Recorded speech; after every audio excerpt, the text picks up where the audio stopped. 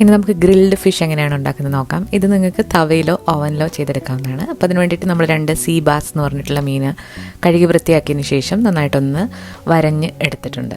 ഇനി ഇതിലേക്ക് വേണ്ടിയിട്ട് ഒരു 2-3 അല്ലി വെളുത്തുള്ളി, ഒരു ചെറിയ കഷ്ണം ഇഞ്ചി, ഒരു പിടി ചെറിയ ഉള്ളി, കുറച്ച് കറിവേപ്പില നിങ്ങൾ മിസ്സാക്കരുത്, അതാണ് ഇതിൻ്റെ ഒരു സ്പെഷ്യൽ ടേസ്റ്റ് കൊടുക്കുന്നത്. 1/2 ടീസ്പൂൺ മഞ്ഞൾപ്പൊടി, 3 ടീസ്പൂൺ കാശ്മീരി മുളക് പൊടി, 2 ടീസ്പൂൺ ഉപ്പ് ചേർക്കുന്നുണ്ട്.